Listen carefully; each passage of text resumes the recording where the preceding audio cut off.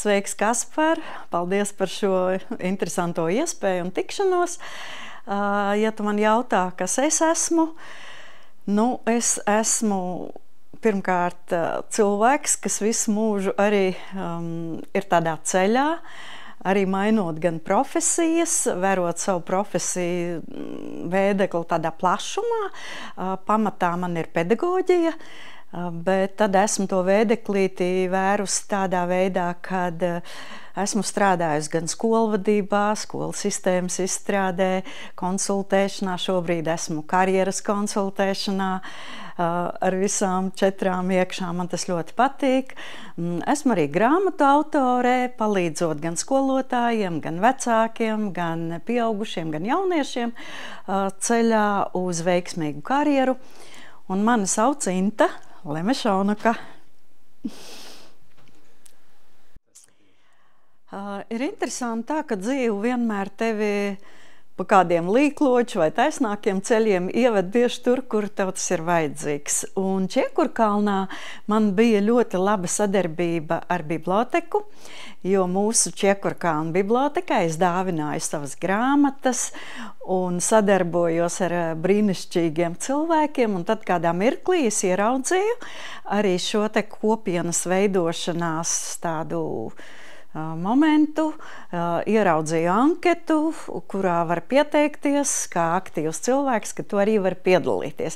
Protams, man tas ieinteresēja, es sāku papētīt, ko tad es varētu darīt. Tur bija daudz interesantu sadaļu, tur bija gan kultūras dzīve, pasākumi, gan Čiekurkalna universitāte, dārznieku klubs. Man likās tādas lietas, kas man dzīvē ļoti interesē.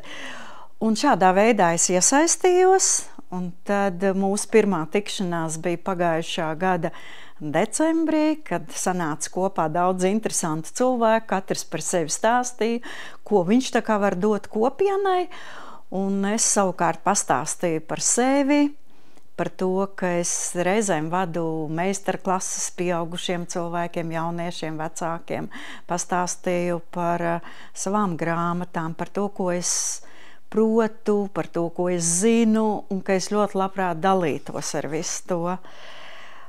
Un man tā doma, arī tā domājot par mūsu kopienu, ir tajā, ka būt ne tikai ņēmējam, bet tā kā arī devējam. Un tajā brīdī, kad es iesaistījos, man bija tā doma, ko es varu no sevis dot. Un savukārt jūs kā kopiena, kā tie, kas organizē, bijāt gatavi dot šo iespēju, nāc kopā ar mums, un mēs labprāt iesaistāmies, esam gatavi arī no tā, ko tu vari sniegt. Un tad tā pirmā tikšanās bija ļoti interesanti, kad es organizēju tādu meistarklasi ar tādu grīdas paklāju, kas arī ir autora darbs. Kopā ar kolēģi esam izstrādājuši tādas liels 2x2 metri 2 paklāji, kurus uzliek uz grīdas, un tad cilvēki pa to staigā un skaļi atbild uz jautājumiem, kas ir rakstīti šajā karjeras karuseļa paklājā. Un tas atslēgas moments ir tajā, ka cilvēks tad, kad viņš runā un atbild uz jautājumiem pats sev, viņš arī sev sadzird un nereti arī tās atbildes pats arī sameklē. Un manuprāt, man liekas, ka tā pirmā tikšanās bija ļoti interesanti, jo sanāca gan daudz cilvēku, bija gan daudz jautājumu, un es sajūtu to, kad tas ir vērtīgi, kad es arī varu sniegt cilvēkiem tādas vērtīgas lietas, jo bija daudz jautājumu, bija arī tāda ieinteresētība visā tajā. Un es jūtu, ka man ir zināšanas, man ir prasmes, man ir liela pieredze un meistarība, un ka man ar to arī jādalās. Un man pat ir grūti tā kā vienai pašai visu to sevī turēt, kad ir tā vēlme dot, dalīties. Droši vien tas bija tas lielākais. Un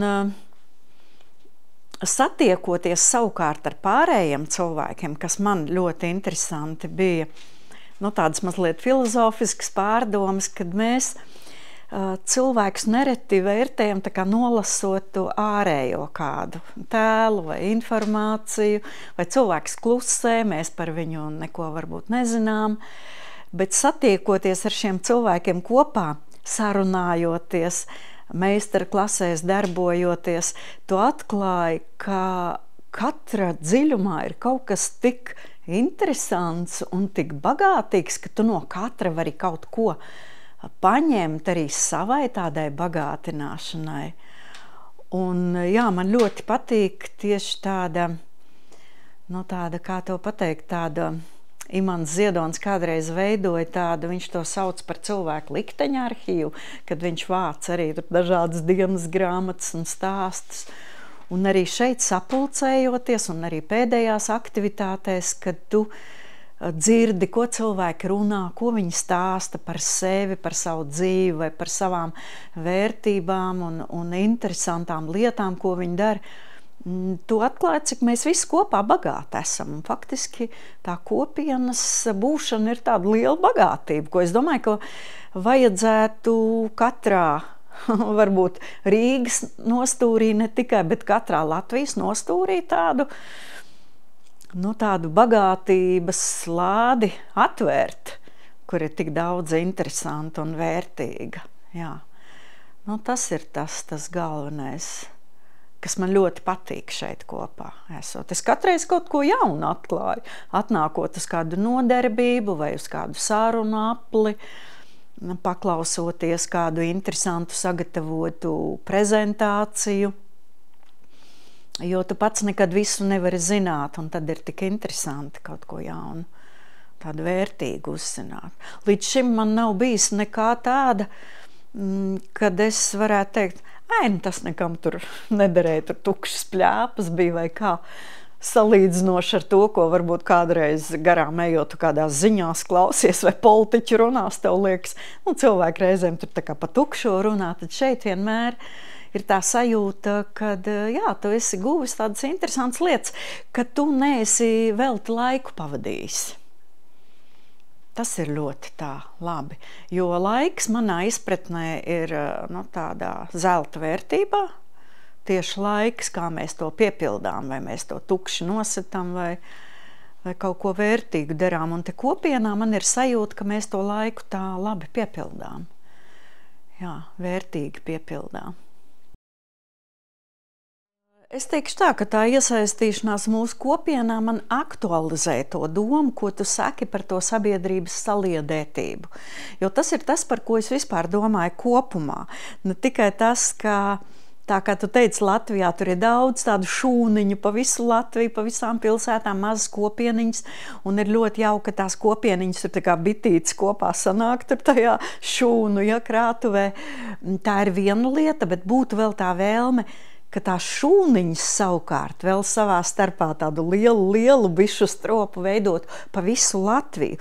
Bet tikko tā katra šūniņa jau ir tāda spēcīga un saliedēta, tad tā šūniņa ir gatava arī jau tajā kopīgā veidot tādu kopīgu puzli, pa visu Latviju.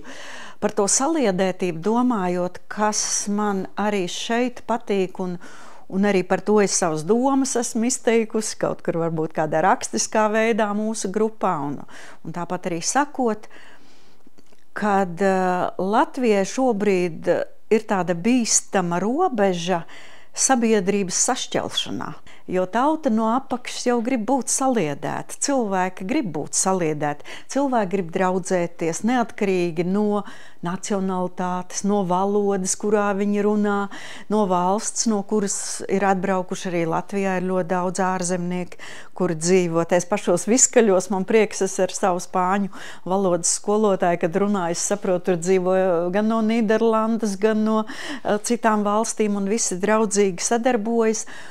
Un arī mūsu kopienā es redzu, kad ir dažādi tautību cilvēki. Mums visiem kopā ir interesanti, mēs neskatāmies uz to, kādā valodā tu runā, un ka tos pareizos akcentus salikt.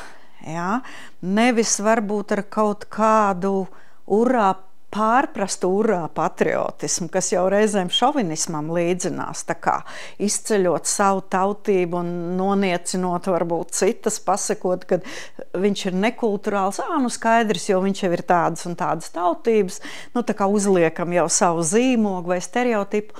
Šādās kopienās, to, ko es iepriekš teicu, tu katru cilvēku ieraugi pēc būtības kā cilvēku, un tad tu arī skaties savādāk, tu vairs nešķiro. Jā, arī tā ir tāda skola, kur tu mācies tā forši sadzīvot ar pārējiem cilvēkiem.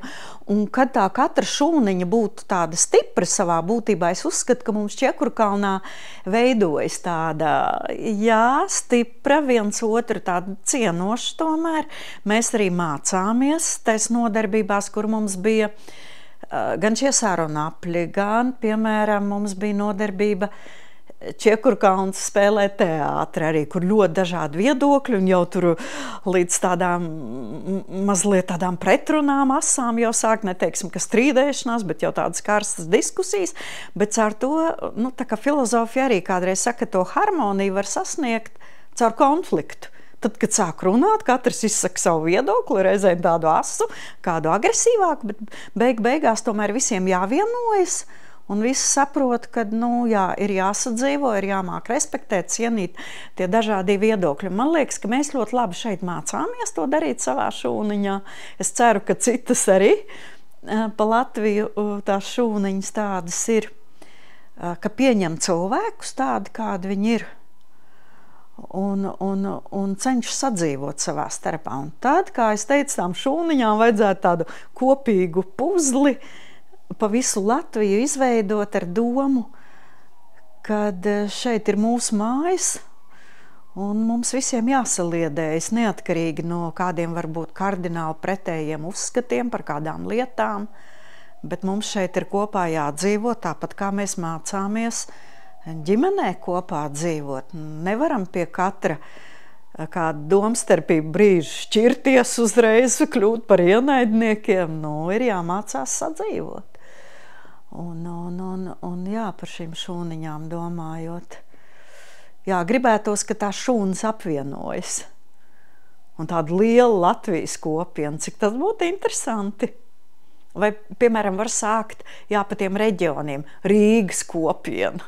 Liela, kur mēs zinām, tur ir Āgenskalnā, tur ir Meža parkā un Teikā, un kur tik visur ir šīs iedzīvotāji tādas kopienas biedrības. Un tad varbūt, kā tu teici, Liepāja vai Ventspils vai Daugavpils, un tad jau, kad tā šūnas aug, tādā plašumā tā gaisma iet, gaisma izplatās, tas tā kā akmentiņi, kad tu iemet ūdenī, un tad tie viļņi uz visām pusēm aiziet, un būtu skaisti, pa visu Latviju aiziet tas vilnīts, ka mēs šeit dzīvojam nevis kā ienaidnieki viens otram, bet kā cilvēki, kuri ciena viens otra mātes valodu, viens otra tautību, intereses, hobijus, nodarbošanos, tā kā nenoniecinot viens otru.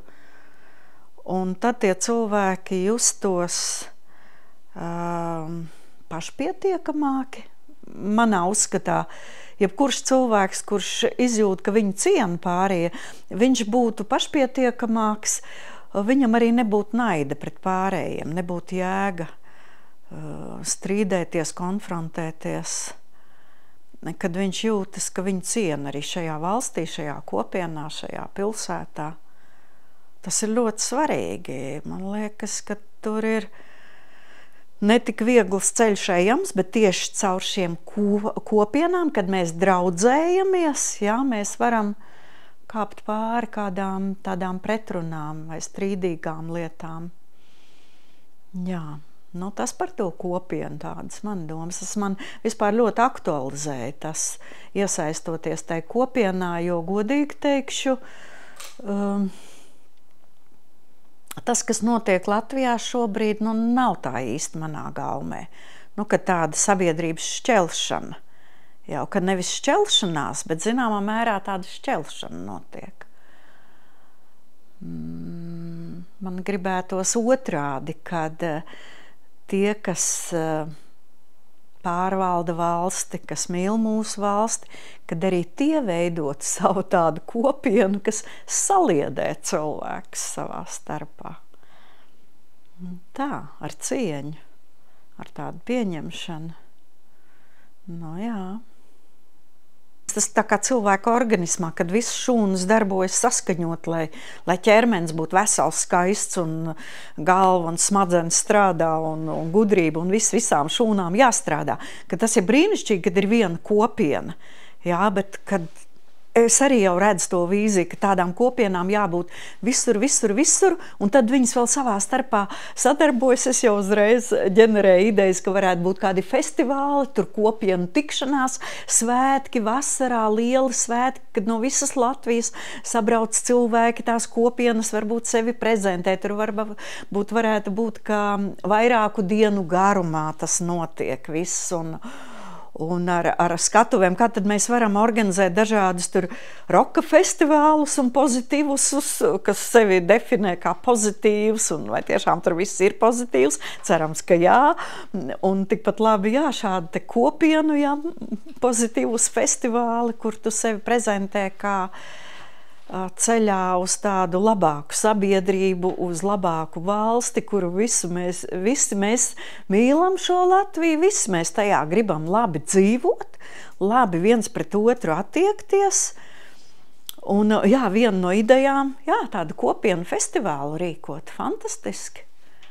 Jā, savu laiku tu pieminēji to Liepāju, arī es biju Liepāju organizēja tādu klusuma festivālu vairākas dienas, ar visu Latviju sabrauc ar kultūru, ja tā tad mēģina saliedēt caur kultūru, caur skaistumu, caur mākslu, nevis otrādi. Tā kā cilvēkam, norādot, ko viņš nemāk, neprot, vai tur nerunā, vai nedara tā kā vajag, bet otrādi, tā kā viņu aicinot iekšā kopā ar visiem darīt, līdzdarboties. Jā, un vēl ko es domāju, tiešām tā piederība kopienai un tā piederība valstī tiek veicināta caur to, ka to cilvēku neatstumi. Tas bija tas, ar ko es teicu, kas man aktualizējās, ko es kopumā redzu Latvijā. Ja mēs kādas noteikti sabiedrības grupas tā kā atstumjam, jā, vai viņi tur nerunā tādā valodā, kā vajadzētu, vai viņi tur nedara tā, kā vajadzētu, kā mums liekas, tad viņš arī nejūt to piederību valstī, un viņš negrib labu darīt tai valstī. Bet ja mēs viņu saucam iekšā tai kopienā vai nāc kopā ar mums, tas nekas, ka varbūt tu visu līdz galam nesaproti. Atceries pēdējo sarunu aplī, kad par valodu sākās runa. Meitene saka, es nesaprotu to valodu, kādā jūs runājat. Otra meitene saka, man pat nav svarīgi saprast, es vienkārši klausos. Es jūtu to enerģiju, es jūtu to emociju, kad cilvēks runā. Un tad, kad viņš jūtas piederīgs, tad viņš arī grib labu darīt. Gan tai kopienai, gan tai valstī. Jā, par to es domāju, ka vairāk tā kā vilkt iekšā tos cilvēkus. Protams, ka man tas ir interesanti. Jā, man tas ir interesanti, jo es degu par to lietu, lai cilvēki saliedējas, lai kļūst labāki viens pret otru, jo man ir žēl, ka mazliet ir pazudis tas, kas bija 90. gadā, kad tie krievi ar mums kopā stāvēja. Mani kolēģi, mani draugi, plecu pie pleca ar tiem pašiem Latvijas karogiem, ja, kopā ar Tautas fronti balsoja par Latvijas neatkarību. Tur taču bija daļa krievu, kas to darīja. Un tiešām man ir žēl, ja tagad brīžiem ir tā, ka viņi jūtas, es dzirdu to viņu sāp, mani kolēģi, mani draugi, viņi saka tikai par to, ka man ir cita tautība, lai gan es arī esmu par Latviju un es runāju latviski, bet ja man pasaka, lai es tur sadedzinu savu pasi vai vēl ar kādiem vārdiem, vai kad ar svinu pakausī var izārstēt, ar šādu pieeju mēs noteikti nesaliedēsim sabiedrību. Tikai caur skaisto, caur mākslu, caur kultūru, caur sevis izzināšanu, sevis pilnveidošanu. Jā, arī ar vērtībām. Tagad tas ir man pēdējais arī Jājam Zirdziņš. Tagad zvaigznē stāv jau korektūrā pēdējā grāmata par vērtībās balstītu dzīvi jau neatkarīgi. No tavas statusa, no tavas bagātības, no tavas nacionalitātes, no tavas pārliecības.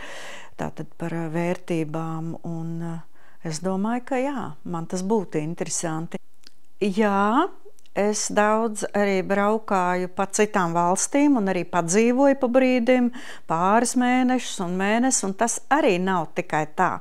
Jo redzot citās valstīs daudz labus piemērus, kā cilvēki sabiedrība dzīvo, mentalitāte, kā viens pret otru izturas, cieņas jautājums un rūpes par cilvēkiem, kā dažādu valstu valdības rūpējas par saviem cilvēkiem. Man ir interesanti šos piemērus redzēt, ar domu, ka mēs Latvijā arī varam darīt līdzīgi. Mums ir daudz labu piemēru pašiem. Kultūrā, mākslā un daudz kur, jā. Savukārt varbūt mēs varētu pamācīties izglītībā, valsts pārvaldē kaut ko no citām valstīm. Bet kāpēc es degu par to Latviju? Tas ir līdzīgi kā par tām šūniņām. Ka Latvija ir tikai maza šūniņa visas pasaules kartē.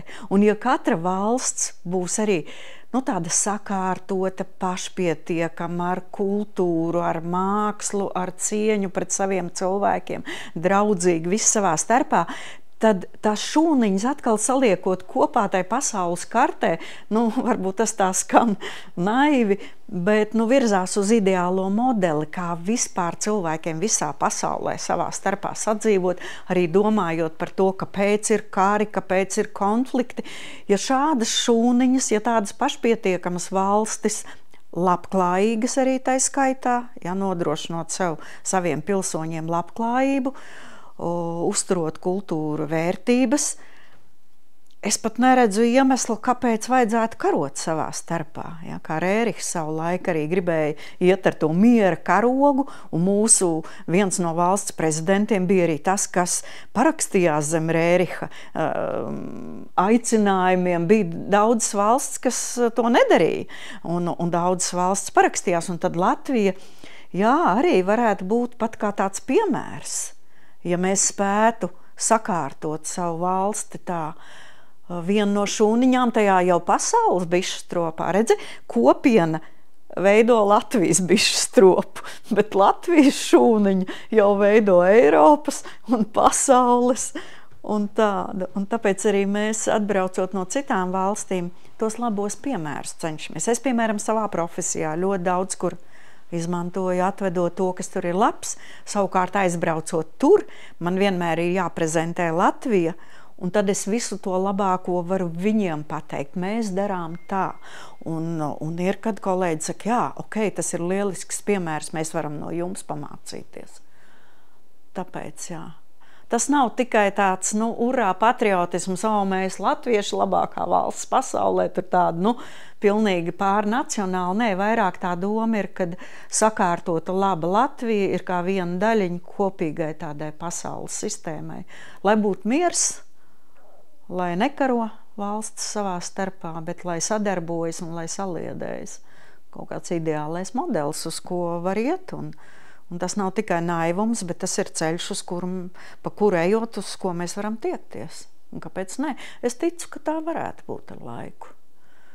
Jo tā harmonija, arī tas, ko mēs Indijā daudz esam mācījušies, ka harmonija veidojas caur konfliktiem. Un reizēm tie kari, un tie ir tieši parāda to, cik vērtīgs ir miers. Un tikai izejot cauri konfliktam, tikai karam, cilvēki saprot, mēs nekad vairs to negribam. Ne šeit Latvijā, kādu pilsoņu karu, ne ar kādu citu valsti karot. Un es ceru, ka cilvēki to sapratīs, izejot cauri šiem konfliktiem. Jā. Man kā cilvēka iegūms ir tas, ka es esmu ne tikai ņēmējs, jā, es esmu ņēmējs arī no kopienas, bet ka es esmu arī devējs. Man ļoti patīk arī dot, un mēs vienā no sarunu apļiem par to runājam, ka reizēm dot ir vieglāk pat nekā lūgt vai saņemt no kāda, vieglāk ir dalīties. Un mans tas iegūms ir tajā, jā, kad notiek tā savstarpējā apmaiņa un bagātināšanās. Es varu dot, un es varu arī saņemt no citiem vērtīgas, tādas garīgas lietas, vairāk, jā, morāls, garīgas lietas, kas palīdz dzīvot, būt tādam priecīgam, piepildītam, pozitīvam. Tu redzi, apkārt ir forši cilvēki, un īstenībā viss ir ļoti labi. Un ja tev pašam ir labi, tad arī apkārt cilvēkiem ir labi, un mēs ceram, ka tas akmentiņš tur iemests arī pa visu Latviju. Atkal es jau aizēju mazliet tālāk, bet jā, man personīgi ir šī te apmaiņa, ņēmējs, devējs, viens otra bagātinātājs. Es kļūstu bagātāk no tā, ka es šeit esmu. No visiem tiem cilvēkiem, no viņu domām, no viņu enerģijas, no viņu jaukuma, cieņas, labestības. Es vismaz pagaidām neesmu sajutusi kopienā tādas negatīvas izpausmes, un tas ir ļoti labi. Jo es arī esmu tās pozitīvās psiholoģijas, tāds piekritējs un studējusi to esmu, un saviem studentiem to vienmēr paudusi. Neesmu sajutusi negatīvo. Vairāk uztvērus to, kā varbūt katra viedoklis, varbūt redzējums, ja kāds kaut ko asāk ir bijis kādas diskusijas, bet nav bijušas tādas negācijas. Un tas ir patīkami, ir labi dzīvot tādā labā vidē. Ja? Paldies! Paldies par šo iespēju!